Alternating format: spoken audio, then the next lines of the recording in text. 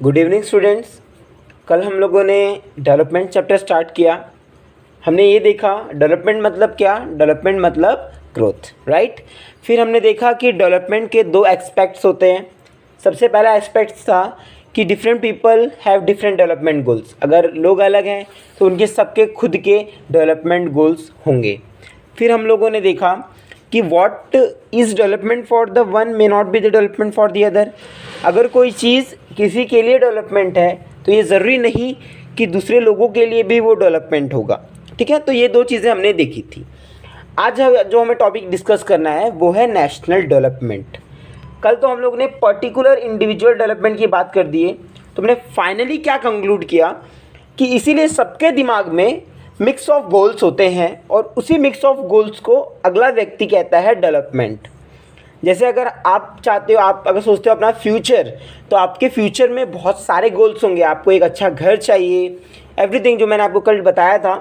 तो हमारे दिमाग में डेवलपमेंट मतलब एक मिक्स चलता है, ठीक है। अगर हम हर एक व्यक्ति को पूछें यार कि आपके हिसाब से नेशन का डेवलपमेंट कैसा हो, तो अगर एक फार्मर व्यक्ति है तो वो कुछ ऐसा बोलेगा जो फार्म से रिलेटेड हो, खेती से। मतलब हमारे यहाँ पे सरकारों को बहुत कुछ लानी चाहिए, न्यू टेक्नोलॉजी आनी चाहिए। अगर कोई व्यक्ति कॉन्ट्रैक्टर है तो उस लेवल पे बात करेगा। एक आम आदमी अपनी चीज़ें बताएगा, पर रियल में देश वैसे तो नहीं चलेगा ना। तो हम लोग रियल में जो हम लोग के जो इकोनॉमिस्ट लोग होते हैं वो लोग ने कुछ क्राइटेरिया बना के रखा हुआ है, जिससे हम लोग देखते हैं कि नेशन का डेवलपमेंट कैसा हो रहा है, और उसी के हेल्प से हम लोग डिफरेंट कंट्रीज़ को कंपेयर करते हैं या डिफरेंट स्टेट्स को कंपेयर करते हैं, ठीक है। तो सबसे पहले हम डेफिनेशन देखते हैं कि व्हाट इज़ नेशनल डेवलपमेंट, ठीक है। तो मैं नेशनल डेवलपमेंट की डेफिनेशन लिख रहा हूँ, ज़्यादा कुछ हार्ड नहीं है, ठीक है। What is national development. तो नेशनल डेवलपमेंट मतलब क्या, it refers to the ability of a nation to improve the lives of its citizens। अब देखिए, अगर हम बोलते हैं इंडिया, तो इंडिया मतलब क्या। अगर हम बोलते हैं इंडिया का डेवलपमेंट हो रहा है, इसका मतलब क्या कि इंडिया में जो लोग रह रहे हैं, द सिटीजन्स ऑफ इंडिया, वो लोग डेवलप कर रहे हैं, तब हम बोलेंगे कि इंडिया का डेवलपमेंट हो रहा है। क्योंकि इंडिया तो कोई एक व्यक्ति नहीं है ना, India is a country in which लोग रहते हैं। तो अगर एक नेशन का डेवलपमेंट हो रहा है, हम कब कहेंगे, जब उसमें रहने वाले लोग, that is the citizens of the country are developing. तो नेशनल डेवलपमेंट मतलब क्या, it refers to the ability of a nation to improve the lifes of the citizens. आपको पता है, अगर कंट्री डेवलप होती है तो वो अपने सिटीजन्स को ज़्यादा सुख सुविधाएं दे पाती है। फिर वो सुख सुविधाएं कौन कौन से सेक्टर में होंगी, ठीक है। तो वो किस में होगी, तो it can be in the field of education, right. Education बोलिए, हेल्थ बोलिए, technology, field of agriculture,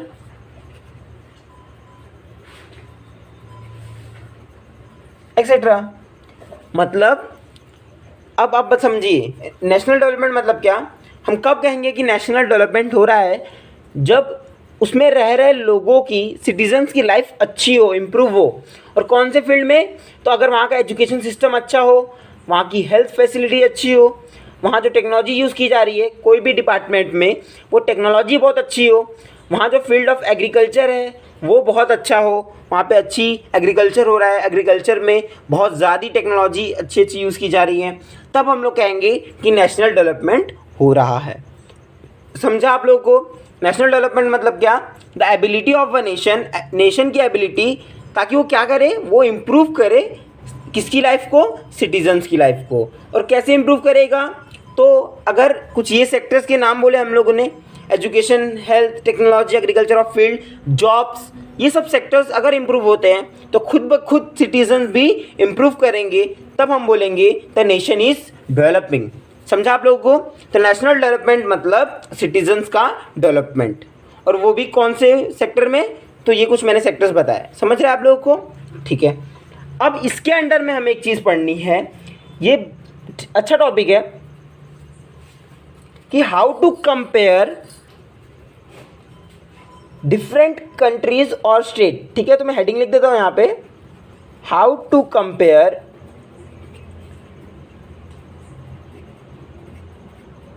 different countries और स्टेट्स। ठीक है, डिफरेंट कंट्रीज, देखो मेनली हम लोग कंट्रीज की बात करेंगे पहले। तो कैसे डिफरेंट कंट्रीज या स्टेट्स को कंपेयर किया जाता है। अब आपको भी पता है कि comparison is not a simple चीज़ नहीं है कंपैरिजन। अगर हम लोग बात कर रहे हैं अपने क्लासरूम की, तो हमारे क्लासरूम में देखिए या आपके फैमिली में देख लीजिए, अगर हम चलो बात करते हैं पहले क्लासरूम की, तो क्लासरूम्स में कौन होते हैं भाई? टीचर और स्टूडेंट्स। तो हम टीचर्स को तो दूर ही रखेंगे। अगर हम कंपेयर करना चालू करते हैं बच्चों को, पढ़ने वाले बच्चे को, विद्यार्थियों को, स्टूडेंट्स को, तो हम क्या कंपेयर करेंगे? हम कंपेयर करेंगे उनकी हाइट कंपेयर करेंगे, हेल्थ कंपेयर करेंगे, टैलेंट कंपेयर करेंगे, उनमें भाई क्या तुम्हारा इंटरेस्टिंग है, ये सब चीज़ें हम कंपेयर करेंगे। पर क्या डायरेक्ट ये बता सकते हो आप लोग कि this student is the best? अपन क्या बोलेंगे? भाई ये टॉपर है तो बेस्ट है। ये ज़रूरी नहीं होता है क्या कि टॉपर व्यक्ति ही बेस्ट हो? नहीं, क्योंकि एक ये सेक्टर हुआ एजुकेशन के अलावा भी अदर सेक्टर है। एग्जाम्पल मान लीजिए, अगर हम एक बात करें स्पोर्ट्स सेक्टर की, तो अगर एक किसी को स्पोर्ट्स में आगे बढ़ना है, तो क्या वहाँ पर वो कितना भी पढ़ंतु रहे उसकी कोई वैल्यू है वहाँ पे? नहीं, वहाँ पे वैल्यू करेगा उसका फिटनेस, वो कितना उसके अंदर स्पोर्ट्समैनशिप है, वो उसके पास लीडर की क्वालिटीज़ होनी चाहिए, तब वो स्पोर्ट्स के फील्ड में आगे बढ़ सकता है, एक स्पोर्ट्स टीम का कैप्टन बन सकता है। और अगर हम बात करेंगे एक म्यूज़िक सेक्टर में कोई व्यक्ति जा रहा है, तो म्यूज़िक सेक्टर में वही जाएगा जिसके पास म्यूज़िक की नॉलेज हो, रिस्पेक्ट हो अपने टीचर्स की, ये भी इंपॉर्टेंट क्वालिटी है, और वो बहुत ज़्यादा हार्ड वर्किंग हो, क्योंकि आपको पता है कोई भी म्यूज़िक सीखने के लिए हार्ड वर्क करना बहुत ज़रूरी है। वहाँ पे भी पढ़ाई का इंपॉर्टेंस नहीं रहा। तो अगर ये कहना कि द बॉय और द स्टूडेंट या the girl in the class जो सबसे ज़्यादा स्कोर कर रहा है, शी इज़ द बेस्ट, ये गलत है। तो हम लोग जब भी कंपेयर करते हैं स्टूडेंट्स को या किसी भी चीज़ को, तो हम किसी एक क्वालिटी को लेके कंपेयर नहीं कर सकते। हमें वहाँ पे कंपैरिजन में बहुत सारी चीज़ें लानी पड़ती है। जैसे मान लीजिए अगर कोई क्लास में बंदा है, बहुत ज़्यादा हेल्दी है, फिट है, 6 पैक एब्स है, बहुत हेल्दी है, पर ज़रूरी है क्या वो पढ़ाई भी करने वाला होगा? या अगर एक पढ़ाई करने वाला इंटेलिजेंट बंदा है तो वो अच्छा दिखता भी होगा, उसका फ्रेंडली बिहेवियर होगा, उसकी हेल्थ भी अच्छी होगी, हाइट भी अच्छी होगी, ये सब ज़रूरी नहीं है। ठीक है, तो वहाँ पर हम लोग एक चीज़ देखते हैं कि हम लोग कंपेयर क्यों कर रहे हैं। अगर हम बात करेंगे कि भाई हम कंपेयर कर रहे हैं, हमको एक स्पोर्ट्स टीम बनानी है, तब हम लोग वो ही चीज़ लेंगे, वही कैरेक्टर्स लेंगे जो एक स्पोर्ट्स पर्सन में होनी चाहिए। वहाँ पढ़ाई लिखाई नहीं देखोगे, भैया बंदा गोरा दिख रहा है, स्मार्ट दिख रहा है, ब्यूटीफुल है, अप्सरा है, वो सब चीज़ें हम नहीं देखेंगे। हम देखेंगे उसकी हेल्थ कैसी है, उसकी फिटनेस कैसी है, उसका आईक्यू लेवल भी इंपॉर्टेंट होता है, वो भी देखना पड़ता है। ठीक है, तो वो सारी चीज़ें हम देखेंगे। उसी टाइप में अगर हम लोगों को कंट्रीज़ को कंपेयर करना है, तो क्या सिर्फ एक सेक्टर ही देखना ज़रूरी है? एक सेक्टर मतलब कि कौन ज़्यादा पैसा कमा रहा है, जिसके पास ज़्यादा पैसा वो कंट्री उतनी अच्छी। पर जनरली आप लोग को ये बात गलत लग रही होगी कि यार हाँ, कंट्रीज़ को कंपेयर हम सिर्फ पैसे से ही ना करें, एजुकेशन से भी करना चाहिए। वहाँ कितने बच्चे टैलेंटेड निकल रहे हैं, कितने बच्चे साइंटिस्ट बन रहे हैं, कौन सी वहाँ स्पोर्ट्स खेले जाते हैं, बहुत सारी चीज़ें होनी चाहिए, तभी हम लोग कंट्रीज़ को कंपेयर कर सकते हैं। पर जनरली मैं आपको बता रहा हूँ, बहुत बुरा लगेगा सुनकर कि सर अभी तो आप बोल रहे थे कि सर कंपैरिजन तो डायरेक्ट यार एक सेक्टर पे नहीं किया जा सकता, पर अगर हम कंट्रीज़ को कंपेयर करते हैं तो वहाँ पर सिर्फ एक ही चीज़ को इम्पोर्टेंस दिया जाता है, वो क्या है? पैसा। कितना कंट्री की इनकम है उसे बोला जाता है द अच्छी कंट्री, मतलब रिच कंट्री। ठीक है, तो आप एक बात याद रखिएगा, ठीक है, कि फॉर, ये कोई स्टेटमेंट में बस मैं आपको ऐसे ही लिख रहा हूँ डायरेक्ट, कि फॉर कंपेयरिंग देखिए ये सब नोट्स नहीं है, ठीक है, मैं रफली आपको समझाने के लिए कर रहा हूँ। जब नोट्स बन जाएंगे मैं आपको प्रॉपर सेंड कर दूंगा। For comparing countries their income is considered to be one of the most important factor या प्रॉपर्टी या एट्रीब्यूट्स बोल लीजिए, ठीक है, इम्पॉर्टेंट फैक्टर। मतलब अगर हमको कंट्रीज़ को कंपेयर करना है तो हमेशा से इनकम एक बहुत ज़्यादा इम्पॉर्टेंट फैक्टर रहा है, ठीक है। तो अब क्वेश्चन आता है, तो एक बात आती है, याद रखिएगा, अगर ज़्यादा इनकम है, हायर इनकम मोर डेवलप,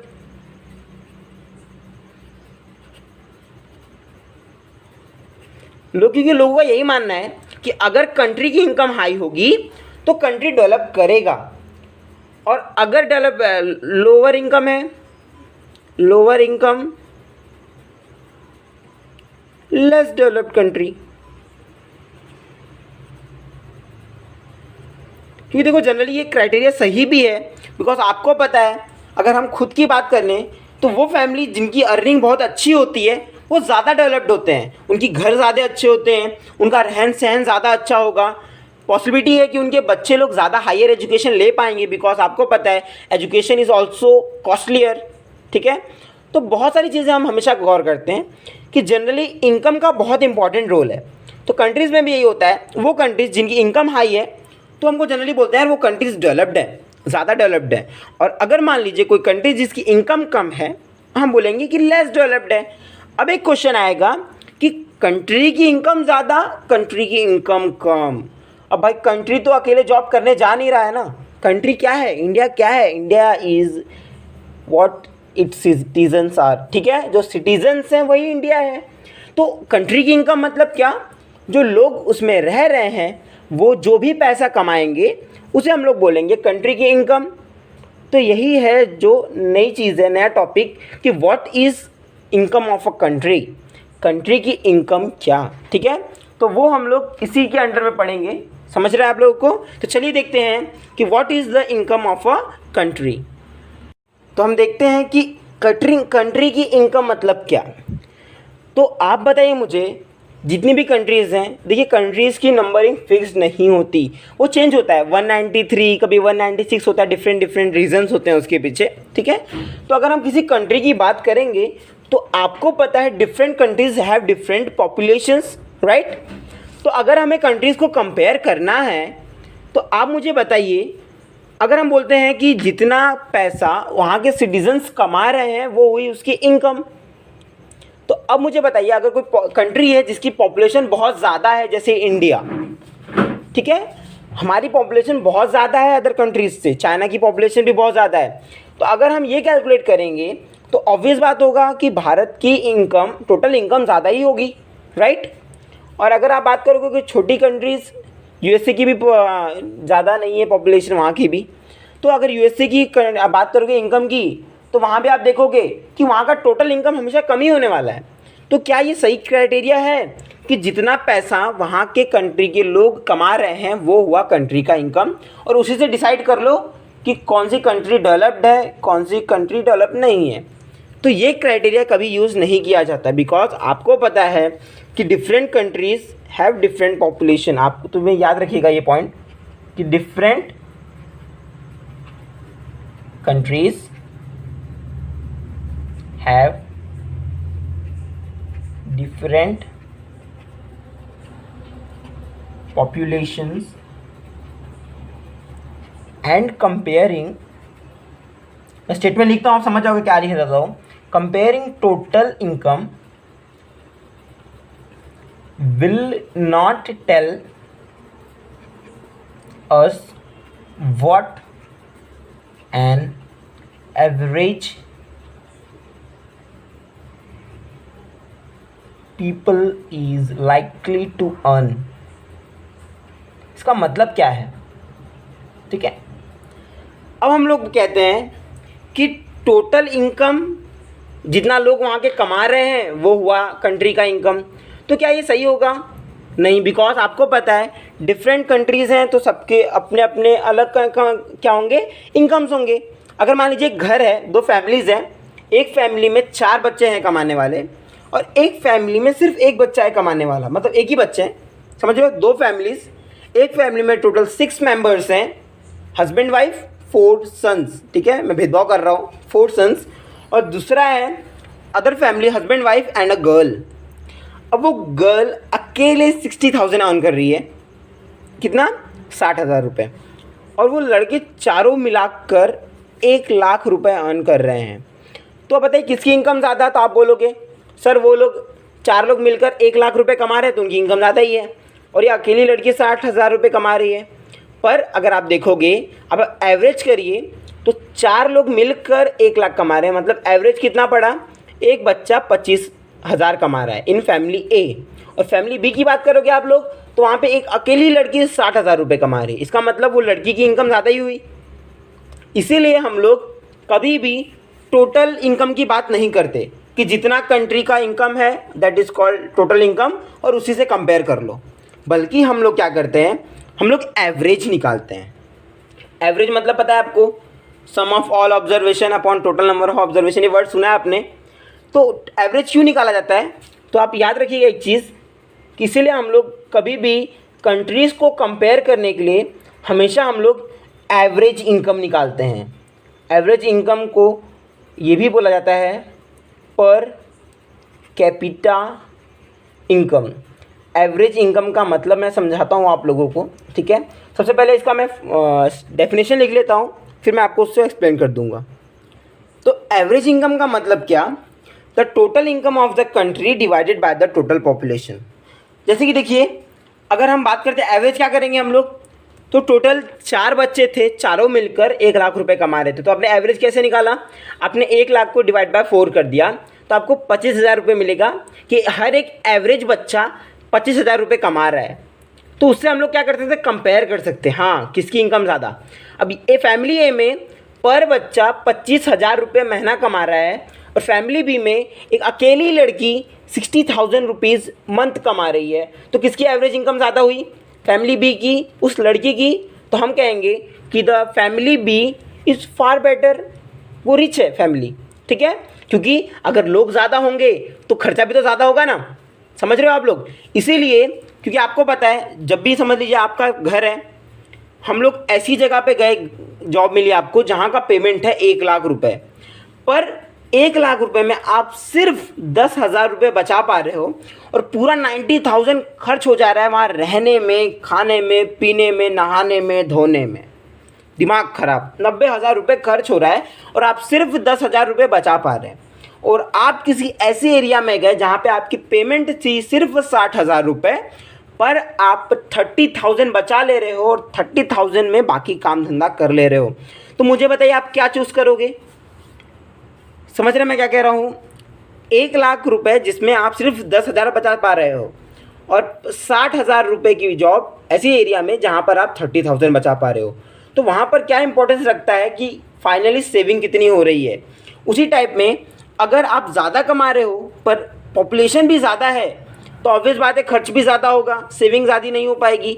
एजुकेशन में, हॉस्पिटल में, पब्लिक फैसिलिटीज़ में ज़्यादा सेविंग्स नहीं की जा पाएगी, इस सेक्टर में ज़्यादा डेवलपमेंट नहीं हो पाएगा, सब खाने पीने में खर्च हो जाएगा, लिविंग में खर्च हो जाएगा। इसीलिए ये इम्पॉर्टेंट होता है कि हर व्यक्ति पे कितना पैसा आ रहा है, वो इम्पॉर्टेंट होता है। समझ लो, आपको पता है हमारे टोटल पॉपुलेशन में हर व्यक्ति तो कमा नहीं रहा ना, छोटा बच्चा जो अभी पैदा हुआ है, बुढ़े लोग, सब लोग नहीं अर्न कर रहे हैं, सिर्फ एक पर्टिकुलर सेक्टर के लोग ही कमाते हैं। तो पर उसी कमाने में तो पूरी फैमिली चलती है, 5 मेंबर हैं घर में, कोई एक व्यक्ति ही अगर कमा रहा है, वो अकेला व्यक्ति इन चारों लोगों को पालेगा, तो इसके ऊपर रिस्पॉन्सिबिलिटी चारों को ही ना। पर अगर हम इस अकेले को देखें कि ये सिर्फ अकेला बंदा था, खुद ही कमा रहा है, खुद ही खा रहा है, तो उसकी लाइफ अच्छी होगी, डेवलपमेंट होगा। पर अगर इस अकेले व्यक्ति को 4 लोगों का चलाना है, मतलब 5 लोगों की फैमिली को चलाना है, तो इसके ऊपर लोड ज़्यादा आ जाएगा।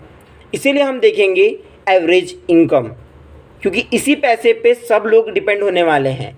इसीलिए कंट्री डेवलप्ड है या अंडर डेवलपिंग है, या उसकी इनकम कैसी है वो डिसाइड कैसे किया जाता है कि टोटल अर्निंग कितनी हो रही है पूरी कंट्री की डिवाइड बाय वहाँ की पॉपुलेशन कितनी है। उससे ये हमें पता चलता है कि हर एक व्यक्ति पे कितना पैसा कमाया जा रहा है। समझ रहे हो? जैसे मान लीजिए मैंने बताया ना, जो फैमिली थी, चलो एग्जांपल दे देता हूँ मैं आपको, उससे ज़्यादा समझेगा। तो अब याद रखिएगा, इसी पे डिसाइड किया जाता है 3 फैक्टर्स एवरेज इनकम पे, कि जो कंट्री है वो डेवलप्ड है या अंडर डेवलप्ड है या फिर डेवलपिंग है। आपको पता है इंडिया डेवलपिंग कंट्री है, ठीक है। एग्जांपल फिर से देख रहा हूँ, फैमिली, आप समझ जाओगे मैं क्या समझाना चाह रहा हूँ। ए और फैमिली बी, ठीक है। ये कमा रहा है 1 लाख रुपए, इनकी फैमिली 1 लाख रुपए कमा रही है, ठीक है, और इनकी फैमिली कमा रही है 80,000 रुपये, ठीक है। अब हम देखते हैं इनके टोटल, इनके इसमें कितने मेंबर्स हैं। तो इनके इसमें हम देखते हैं, चलो भाई कितने मेंबर बनाए, 5 मेंबर्स, ठीक है। और इनके फैमिली में है कितना फैमिली, हम ले ले 2 ही मेंबर है, ठीक है। फैमिली ए जिसके पास 5 मेंबर्स हैं, उनकी अर्निंग है मंथली 1 लाख रुपए, और फैमिली बी है जिनके पास सिर्फ 2 लोग हैं घर में और अर्निंग है 40,000 रुपये। तो अब हम बोलेंगे, अगर ऊपर ही ऊपर देखोगे तो आप पैसे को कंपेयर करोगे तो आप बोलोगे भैया ये फैमिली ज़्यादा डेवलप करेगी, बट नहीं, क्योंकि लोग ज़्यादा तो खर्चा ज़्यादा। तो अगर हम निकालते हैं कि हर एक व्यक्ति पे कितना पैसा आ रहा है, तो हम कैसे निकालोगे, डिवाइड बाय 5। तो आपको ये मिलेगा कि हर व्यक्ति पे फैमिली ए में 20,000 रुपये खर्च होगा, और यहाँ पर फैमिली बी में हर व्यक्ति पे 40,000 रुपये खर्च। जितना ज़्यादा पैसा खर्च होगा उतना ज़्यादा डेवलपमेंट होगा, ये तो हमने पढ़ा है ना, लॉजिकल बात है ये। तो इसीलिए हम लोग पैसे को कंपेयर करने के लिए, कंट्रीज़ को कंपेयर करने के लिए टोटल कंट्री के इनकम को नहीं कंपेयर करते। हम क्या करते हैं, हम एवरेज इनकम निकालते हैं कि उस कंट्री कितना कमा रही है और उतने कमा जितना रही है उसमें कितने लोग खा रहे हैं, मतलब कितना पैसा यूज़ किया जा रहा है, उसी को हम लोग बोलते हैं एवरेज इनकम। मतलब it is a ratio, total income कितना है कंट्री का और टोटल पॉपुलेशन कितनी है, उससे हमें पता चलता है हर व्यक्ति पे कितना पैसा आ रहा है। जितना ज़्यादा हर इंडिविजुअल पे पैसा आएगा, डेवलपमेंट कंट्री का उतना ज़्यादा होगा, क्योंकि फाइनली इंडिविजुअल का डेवलपमेंट मतलब कंट्री का डेवलपमेंट। समझा आप लोगों को? तो अब याद रखिएगा, कंट्रीज़ को कंपेयर करने के लिए कभी कंट्री की टोटल पॉपुलेशन को ही सिर्फ ध्यान में नहीं रखा जाता, बल्कि एवरेज इनकम, उसी को बोला जाता है पर कैपिटा इनकम, पर इंडिविजुअल इनकम से हम लोग एक कंट्री को कंपेयर करते हैं। जिसका एवरेज इनकम जितना ज़्यादा, कंट्री उतनी ज़्यादा डेवलप्ड, ठीक है। एवरेज इनकम मतलब क्या, total income upon total population, ठीक है। एक आखिरी चीज़ देखते हैं हम लोग, एक वो है वर्ल्ड बैंक, उसने एक रिपोर्ट देता है हर साल, that is called world development report. वो रिपोर्ट क्या बोलती है, चलिए उसे देख लेते हैं, फिर आज का चैप्टर पार्ट खत्म हो जाएगा। एक रिपोर्ट है जिसको बोला जाता है वर्ल्ड डेवलपमेंट रिपोर्ट। ये हर साल या एवरेज में 1-2 साल में आती है। इसको कौन देता है, it is given by world bank. World bank है जो सब कंट्रीज़ को लोन देता है, ठीक है, ये वर्ल्ड बैंक। और ये किधर है बाबा, it is situated in Washington DC, जो USA में, ठीक है, वहाँ पर है वर्ल्ड बैंक। आपको पता है कि DC का फुल फॉर्म, DC का फुल फॉर्म है डिस्ट्रिक्ट ऑफ कोलंबिया, ठीक है। तो आपने वर्ड सुना ज़रूर होगा, वॉशिंगटन DC। तो वर्ल्ड बैंक है जो हर साल एक रिपोर्ट देता है जिसको हम लोग कहते हैं world development report. World bank कहाँ पर है भाई, तो वॉशिंगटन DC में, USA में, और DC का फुल फॉर्म क्या है, डिस्ट्रिक्ट ऑफ कोलंबिया। अब जो हमारे किताब में रिपोर्ट दी गई है वो 2012 की रिपोर्ट है। तो हम लोग कब की बात कर रहे हैं बाबा, हम लोग बात कर रहे हैं 2012 की रिपोर्ट।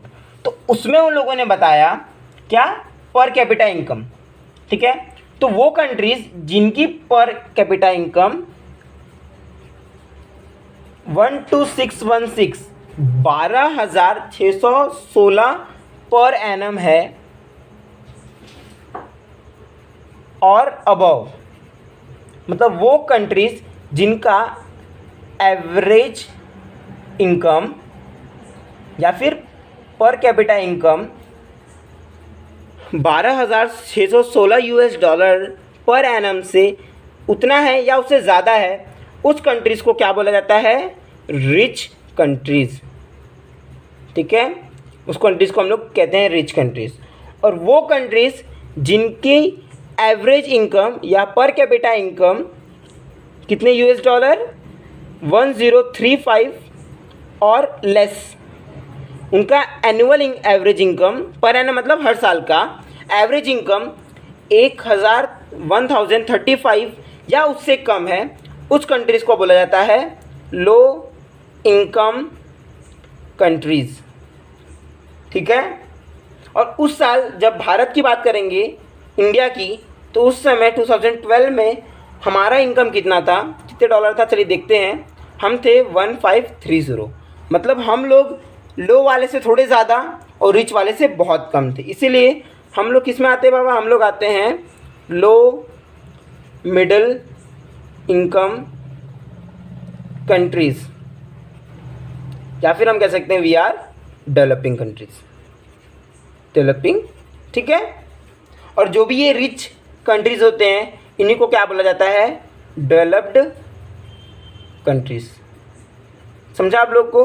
तो ये रिपोर्ट हर साल या मुझे लगता है 1-2 साल में देती है, आप लोग ये सर्च कर लीजिएगा, वर्ल्ड डेवलपमेंट रिपोर्ट। ठीक है, तो ये 2012 की रिपोर्ट हमारी बुक में दी गई थी, जो वर्ल्ड बैंक देता है। उसके हिसाब से जो भी कंट्री जिसका पर एनम एवरेज इनकम $12,616 $, है, वो कंट्रीज़ को रिच कंट्री कहा जाता है। और वो कंट्रीज़ जिनका एवरेज इनकम 1035 $, या उससे कम है, उसे लो इनकम कंट्री बोलते हैं। और अगर हम भारत की बात करेंगे तो 2012 में हमारा एवरेज इनकम पर एनम कितना था, 1530 $, और हम लोग आते हैं लो मिडिल इनकम कंट्रीज़ में, दैट इज़ डेवलपिंग कंट्रीज़। ठीक है, तो ये आज हम लोग ने पढ़ा नेशनल डेवलपमेंट, जिसमें हम लोग ने देखा कि कैसे कंट्रीज़ को कंपेयर किया जाता है, कैसे डिसाइड करते हैं the country is developing, under developing या डेवलप्ड। वो सब डिपेंड करता है कौन कितना ज़्यादा पैसा कमा रहा है, या किसकी एवरेज इनकम या पर कैपिटा इनकम कितनी ज़्यादा है। ठीक है, तो आगे हम लोग मंडे को प्रोसीड करेंगे। ध्यान रखिए अपना, कल छुट्टी रहेगी आप लोग को। ठीक है, क्योंकि कल हम लोग का टेस्ट है, तो आप लोग प्योरली अपनी पढ़ाई करिएगा। मंडे से हम आगे कंटिन्यू करते हैं, मैं नोट्स आप लोग को प्रोवाइड कर दूंगा। मंडे को मिलते हैं, बाय बाय।